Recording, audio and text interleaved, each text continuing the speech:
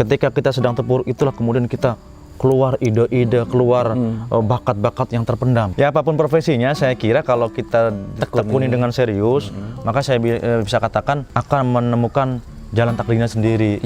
Jangan pernah istilahnya kita minder ya, untuk menggali bakat terutama dalam menulis. Tipe orang yang kemudian ketika saya nggak mood, saya tinggalkan. Akhirnya saya cuma diminta suaranya aja dubbing, baca doa. Baca doa gitu. Dan doanya spesial loh. Doa privat gitu. Ketika orang baru nikah gitu. Saya kira kalau film tantangannya mungkin bagi saya tuh lebih besar lagi ya. Karena kan tidak berhubungan dengan kata saja. Ada berapa gadis yang dikorbankan itu?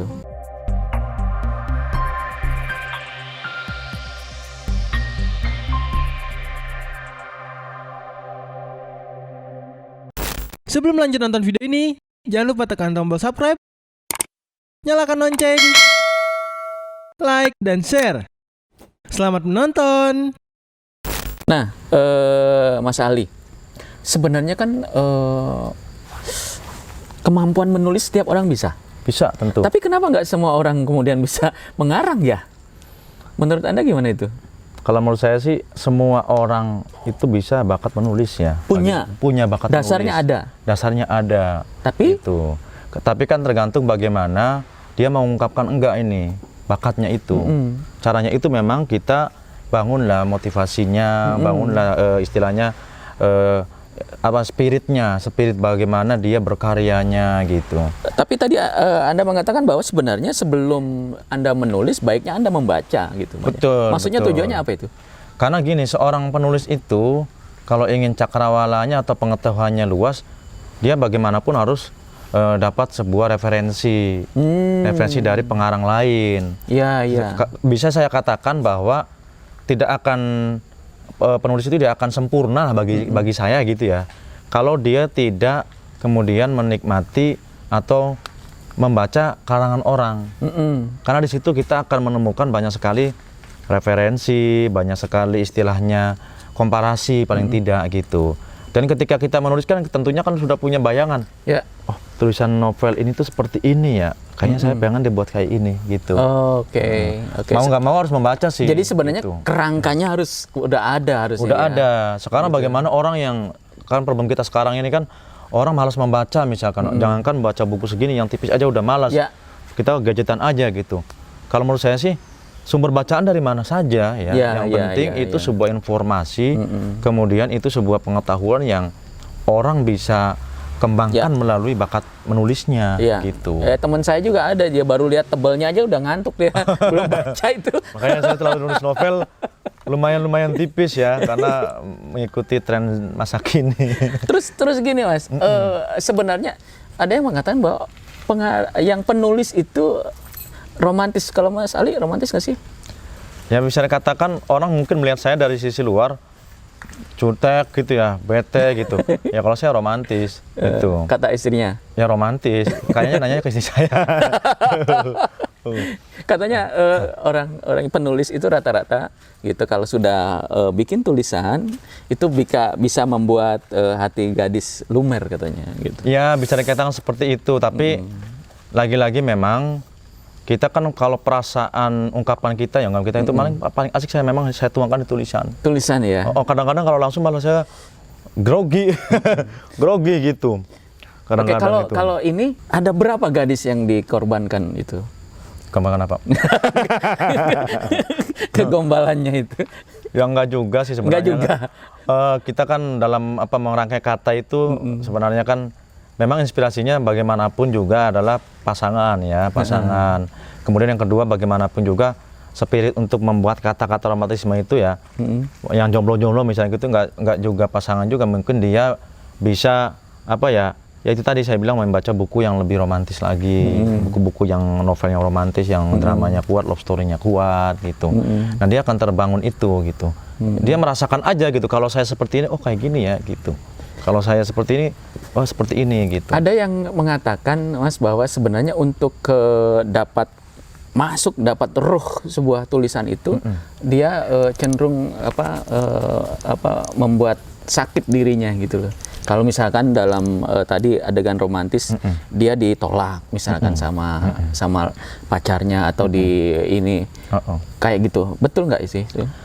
Ya mungkin untuk penajamannya saya kira perasaan kita ini memang tidak bisa dibohongin ya. Kalau kita misalkan ada seseorang yang ditolak kemudian ingin tuangkan ke dalam tulisan, memang lebih tajam sih daripada orang yang tidak pernah jatuh cinta misalkan, atau orang yang tidak pernah mengenal cinta bahkan gitu. Biasa-biasa aja. Biasanya akan lebih repot ya untuk masuk ke dalam hal-hal yang sisi romantisnya. Justru gitu. katanya kalau kegagalan dalam urusan bercinta ini adalah ide yang sangat ini buat penulis. Saya sih nggak ngarapin semua anak generasi muda gagal cinta ya. Jadi paling enggak jangan gini, selalu dijadikan alasan jangan itu. jadi alasan lah. Jadi gitu ada ya. banyak sebenarnya. Ada banyak sebenarnya, cuman memang kadang-kadang sering diartikan ketika kita sedang terpuruk itulah. Ini saya seperti ungkapan yang ada di novel Panderwitz misalkan. Ketika kita sedang terpuruk itulah kemudian kita keluar ide-ide, keluar bakat-bakat yang terpendam gitu.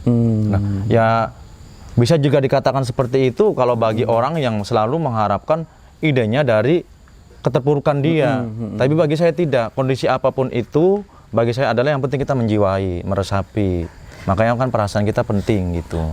Terus waktu ini Mas, ketika Anda dapat tawaran novel ini akan difilmkan, itu waktu itu bagaimana perasaan Anda sendiri?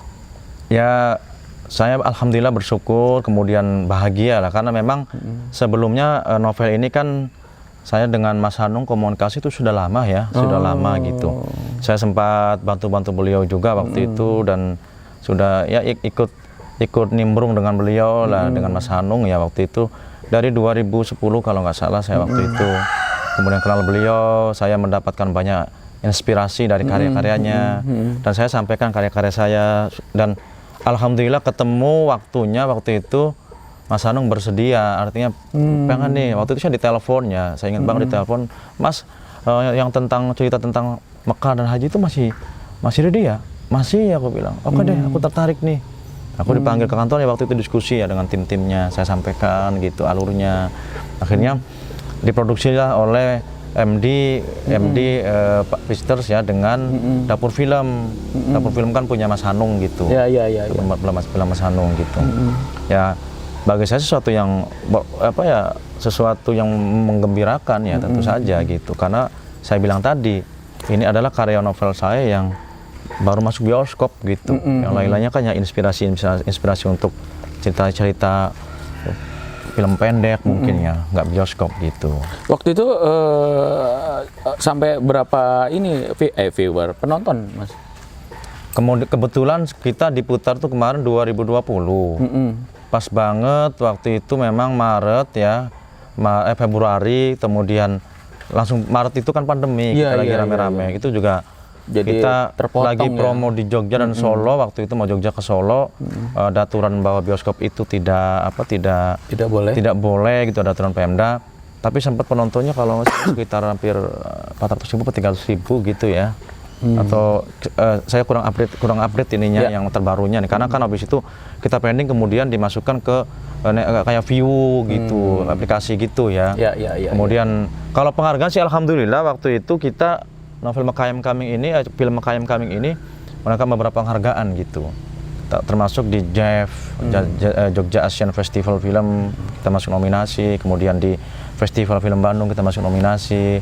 Kemarin juga saya dapat informasi dari teman menjadi film pilihan majalah Tempo. Film pilihan edisi majalah Tempo. Kayaknya Tempo yang terbaru deh, majalah Tempo gitu. Jadi kemudian ada juga yang dari beberapa komunitas film dikatakan sebagai mendapat apresiasi film drama komedi terfavorit 2020. Komedi? Drama komedi. Drama komedi. Makanya saya bilang tadi ada komedinya. Dan film menghibur. 2020. Artinya alhamdulillah apresiasi dari teman-teman ya terhadap novel film Mekayam Coming ini dan novelnya ini, saya merasa bersyukur gitu. Terlepas daripada di masa pandemi ini memang kita semua kena dampaknya. Sekarang pandangan Anda terhadap profesi sebagai penulis maupun filmmaker sebenarnya menjanjikan nggak sih, Mas? Bisa dikatakan gimana ya? Ya apapun profesinya, saya kira kalau kita tekuni dengan serius, maka saya bisa katakan akan menemukan jalan takdirnya sendiri. Iya, gitu. iya, Alhamdulillah saya selama ini diberi kecukupan gitu ya, menjadi penulis, kemudian aktif di film itu, ya ada rezeki lah gitu yang alhamdulillah bisa mencukupin saya. Gitu. Dan Anda pun rencananya mau bikin semacam apa ya, sanggar atau perkumpulan atau apa guna mentransfer ilmu yang Anda miliki itu? Ya benar gitu. Jadi saya sebenarnya ini di sanggar seni ini gitu atau di studio alam ini, tujuan saya adalah terpanggil secara nurani saya bahwa pengalaman saya, kemudian istilahnya bakat saya ini pengen saya tularkan gitu, pengen saya tularkan ke generasi yang selanjutnya, agar dalam tanda kutip terutama di Purwakarta ini lahirlah penulis-penulis baru. Ya saya sudah mencoba, misalkan ada salah satu siswa ya di SMA Bung Sari kan, itu kita ajarin juga bagaimana trik menulis, bagian yang awalnya dia tidak tahu, kemudian bukan tidak tahu lagi, dia tidak awam banget gitu, awam banget ya dia untuk mengenal dunia terus menulis. Saya ajarin pelan-pelan, kita kasih motivasi, kita arahkan sedikit-sedikit.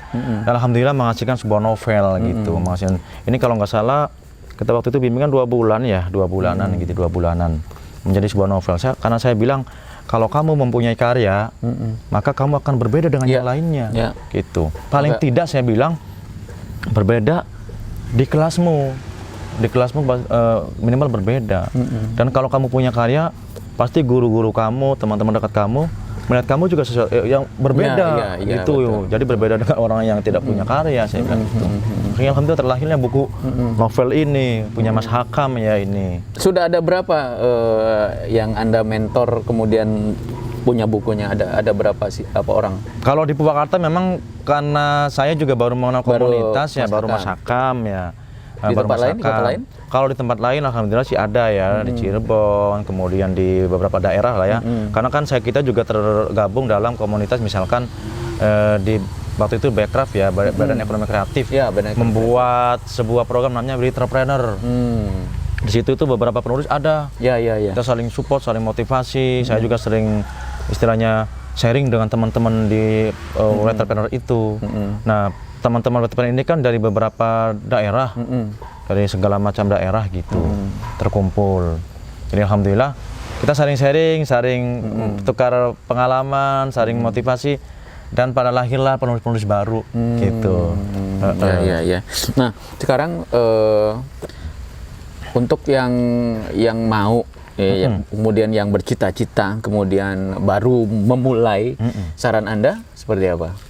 Ya, apa yang harus dilakukan? Kalau jangan pernah istilahnya kita minder ya untuk menggali bakat terutama dalam menulis. Karena memang menulis ini sebuah, kalau bagi saya kebutuhan kita. Bagi yang mau mulain, bagi yang pengen berkembang, kemudian pengen menemukan wadahnya, kita juga memfasilitasi. Alhamdulillah di sini silakan dipakai teman-teman semuanya.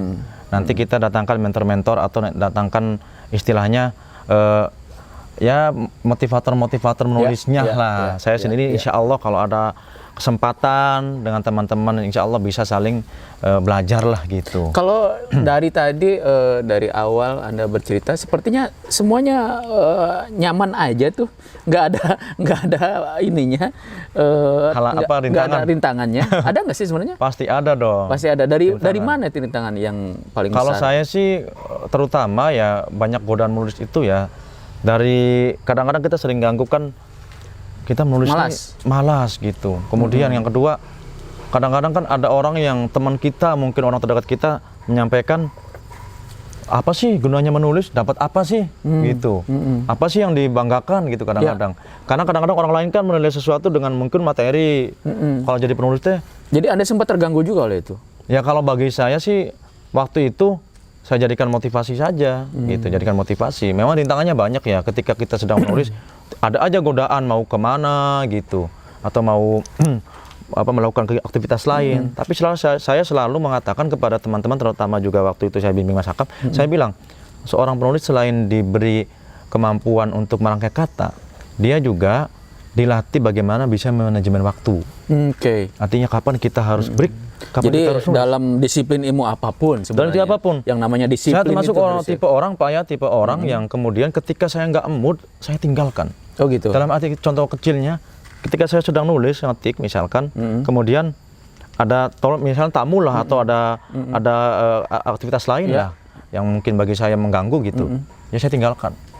Berhenti dulu. Saya berhenti. Saya akan tidak melanjutkan. Sebab nanti karya kita nggak orisinil banget, karya terpaksa lah gitu. Tidak mengalir dari hati. Tidak mengalir dari hati. Terpaksa. Jadi saya selalu hentikan, selalu saya tandain. Next gitu misalkan. Ini gitu ya di sebuah bab itu. Begitupun mungkin ketika kita sudah punya niatan misalnya sehari ini, saya mau nulis nih. Tiba-tiba ada aja temen yang ngajak misalkan, ayo kita nonton dong, ayo kita kemana dong. Ya saya break. Saya break, pokoknya total saya break. Kadang-kadang saya break saya itu bisa dikatakan lama juga, tapi kan saya pakai target gitu. Contoh misalkan Merayam Coming 20 hari saya harus menyelesaikan.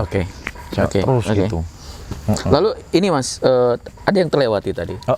Saya tadi mengatakan bahwa Anda juga seorang asisten sutradara. Ya. Kok bisa gitu loh? Dari seorang penulis kemudian jadi asisten. Kapan itu berlangsung? Dulu sih sebenarnya kenapa saya masuk atau jangan-jangan tersesat juga di jalan yang benar? Itu saya bilang tadi. Saya kan awalnya dari penulis, ya hobi nulis, kemudian kan ditakdirkan waktu itu ketemu dengan Mas Hanung tahun 2010. Akhirnya Mas Hanung waktu itu mau bikin sebuah film. Saya diminta udah bantu saya nyari data, nyari riset untuk bikin skenario, skrip. Saya waktu datang dipanggil Mas Hanung memang dikasihnya langsung skenario ya. Kamu belajar ini nih. Saya ingat banget tuh. Kalau nggak salah filmnya itu tanda tanya waktu itu. Tanda tanya saya baca gitu ya, dipelajarin sama dia. Kemudian saya sering tanya teman-teman yang ada di sana, apa sih ini maksud dari kode-kode ini gitu. Dari itulah kemudian saya sampai sekarang motivasi penulis saya filmkan. Sebenarnya kan sutradara tidak begitu gampang menyerahkan kepada seseorang itu. Nah, seberapa dekat Anda dengan Mas Hanung? Ya, kalau dibilang deket sih, saya alhamdulillah sampai saat ini persahabatan, pertemanan saya, silaturahim saya dengan beliau, dengan Mas Hanung terutama, itu masih terjalin. Bahkan saya sering komunikasi saat ketika sebelum Anda ditunjuk jadi asisten, Anda memang sudah lama kenal beliau? Enggak. Jadi saya sebelumnya kan tidak mengenal gitu, hanya ya saya kenal tapi mungkin Mas Hanung nggak kenal saya. Waktu itu dipertemukan di suatu acara gitu. Suatu acara, kemudian saya dipanggil ke kantornya. Waktu itu memang saya ketemu acara, ngobrol sedikit lah. Akhirnya saya minta saling kontak sama beliau gitu. Kemudian saya diminta ke kantornya waktu itu, saya ingat banget. Ke kantornya, kemudian bisa nggak Mas nih skenario seperti ini waktu itu dia kan. Kemudian dikasih tahu. Habis itu saya pengen bikin film nih tentang tokoh waktu itu. Waktu itu juga ada Sampai Cerah ya. Bikin sebuah film tentang tokoh. Mas saya minta untuk mengumpul data dan risetnya. Ada beberapa teman lah waktu itu saya diminta iya, dari situ saya riset lah dengan teman-teman itu. Saya waktu itu ada 2 teman lagi saya tuh riset, laporkan ke Mas Hanung, kita bedah gitu ya. Selalu sharing gitu. Dari tidak terlepas pada job ini saja maksud saya. Jadi di luar itu juga saya care juga kalau ada istilahnya ada waktu saya silaturahmi, kemudian saya belajar dikit-dikit pengalamannya gitu. Untuk sekarang apa sudah ada yang ingin dibukukan lagi novel? Sudah ada beberapa yang sudah saya tulis ya di komputer, alhamdulillah sudah, tinggal mungkin finishing gitu. Dan mudah-mudahan ya tahun ini sih saya berharapnya ada karya saya yang muncul lah gitu. Biasanya dalam inspirasi atau apa itu kita selalu punya terpengaruh oleh seseorang. Dalam Mas Ali sendiri, siapa yang paling mempengaruhi karir Mas Ali ini? Ya tentu saja kalau bicara pengaruh karir, kita tidak terlepaskan dari keluarga kita ya. Terutama bapak, ibu ya, doa ibu juga, kemudian istri kita, pasangan hidup kita, keluarga kita gitu. Karena mereka bagaimanapun adalah motivasi yang selalu hadir gitu. Tanpa dukungan mereka juga kita tidak akan bisa berkarya. Jadi agak agak ini karena semuanya berjalan peri koloso, sangat nyaman sekali. Bapaknya tidak menentang, kemudian ibunya mendoakan, saudara-saudaranya it's okay gitu kan. Jadi fine-fine aja nampaknya semuanya. Alhamdulillah kayak gitu. Ya, tadi sudah tentang buku-buku, mudah-mudahan apalagi setelah ini project yang Anda ini kan. Saya sebenarnya tahun ini mudah-mudahan pandemi juga berakhir ya. Kemarin memang sempat di WhatsApp oleh Pak Chan Parwes ya bahwa minta tolong bahwa sudah ada lagi. Iya, minta tolong bahwa saya diminta untuk bantu skenario waktu itu revisi skenario atau alur cerita sebuah garapan proyek film ya. Insya Allah sih kita pengen mengangkat tentang cerita Kiai Hasyim Asy'ari yang tentang pendiri NU dari novelnya Mas Agung Penakhluk Badai ya. Saya kemarin di WA tolong minta bantuan ini dikasih masukan lah alur ceritanya. Bantuan secara profesional ya. Tentu saja. Terus Mas film apa aja yang sudah di ini dari novel-novel atau film apa saja yang pernah Anda ini kan? Kalau novel punya saya sebenarnya Mekayam Kami bioskop ya. Kemudian beberapa ini kemudian saya adopsi juga ke dalam waktu itu program Trans TV, Trans 7. Ada program Angry Boss waktu itu. Angry Boss juga kan itu dari cerita saya. Trans 7 itu. Dulunya mau saya tawarkan ke bioskop. Karena waktu itu novelnya saya belum selesai. Akhirnya langsung ketemu teman-teman produser ya. Ya udahlah kita angkat aja deh tapi di Trans 7 nih karena kebetulan ada slot. Yang dibikinlah sitkom waktu itu Trans 7. Beberapa yang dari novel saya yang lain per bab itu saya juga diminta oleh teman-teman sutradara ya karena kebetulan saya kenal, bisa nggak Mas ngisi Mas di program Cermin Kehidupan waktu itu yang punya Trans 7 juga. Cerita-cerita hikmah gitu kan, film-film kayak FTV lah gitu. Saya juga ngirimkan beberapa gitu. Berarti yang film layar lebar baru Mekayam Kami ya.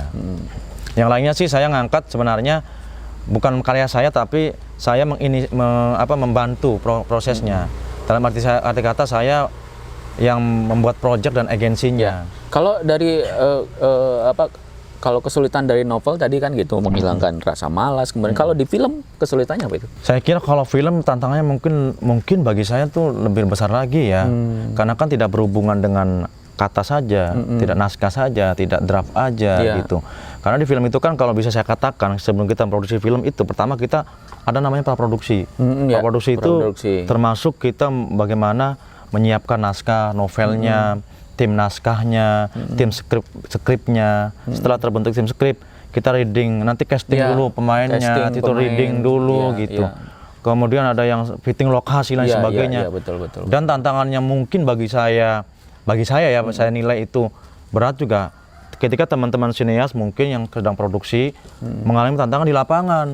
Karena bagi seorang sutradara mungkin yang sudah biasa di lapangan istilahnya, ya kita akan jalan aja nih seperti target. Tentunya di lapangan itu nggak kita sangka-sangka juga. Contoh mau syuting kita suasananya misalkan panas tiba-tiba hujan. Ya betul. Atau mau hujan tiba-tiba panas. Atau kadang-kadang lagi syuting datanglah rame.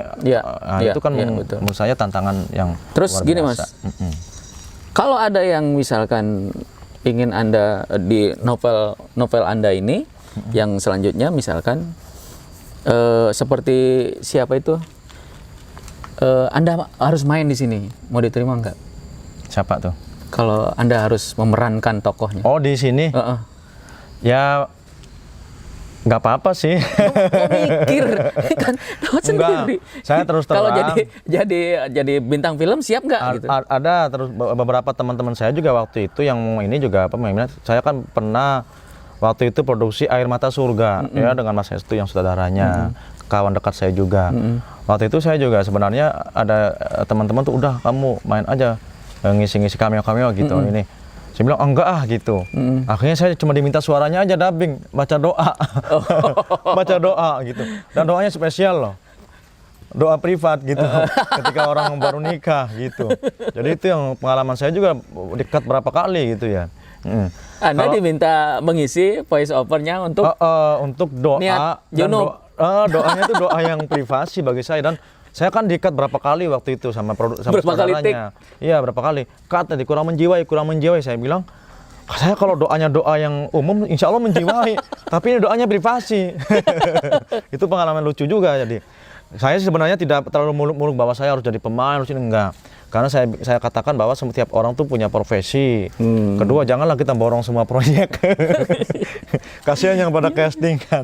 Oke Mas, senang sekali sebenarnya ada banyak kalau kita bahas, tapi mungkin lain waktu mungkin kita bisa inikan lagi. Jadi ya sebelumnya saya juga harus berterima kasih Mas Ali mau berbagi ilmu, kemudian kita bisa boleh mengunjungi studio ini.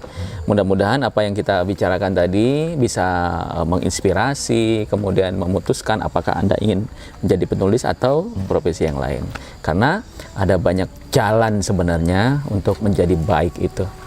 Sampai ketemu di lain episode. Pamit. Assalamualaikum warahmatullahi wabarakatuh. Salam.